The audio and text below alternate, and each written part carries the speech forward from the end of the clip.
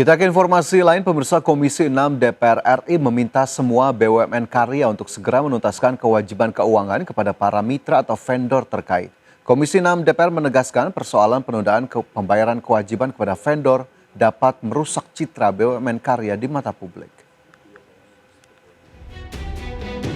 Dalam rapat dengar pendapat bersama manajemen BUMN Karya, Wakil Ketua Komisi 6 DPR RI, Adi Satria Suryo Sulistyo meminta semua BUMN Karya untuk segera menuntaskan kewajiban keuangan kepada para subkontraktor, supplier, dan mitra atau vendor terkait lainnya.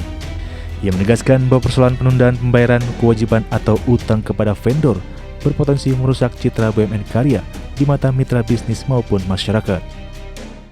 Tadi hampir seluruh teman-teman anggota Komisi 6 menyampaikan soal hutang.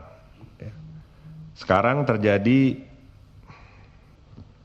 image atau persepsi terhadap karya-karya ini yang kalau menerima kerjaan dari karya ini dibayar atau enggak. Nah, ini harus kita perbaiki, kita harus hilangkan image dan persepsi ini.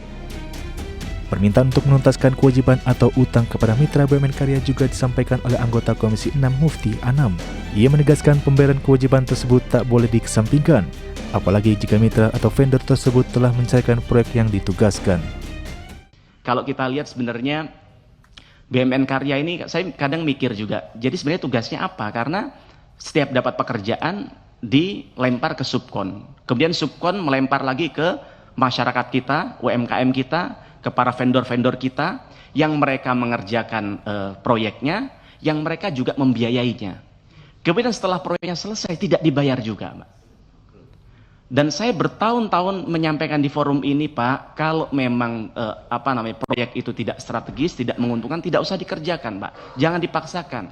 Yang kemudian mengorbankan masyarakat kita, yang mohon maaf mereka modalnya itu sampai minjem ke bank, yang kemudian seperti saya sampaikan tadi sampai asetnya disita dan sebagainya, yang berdampak ke banyak hal.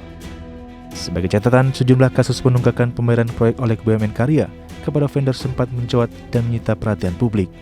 Sejumlah BUMN Karya pun terseret dalam kasus penunggakan, diantaranya Istaka Karya dan Waskita Karya.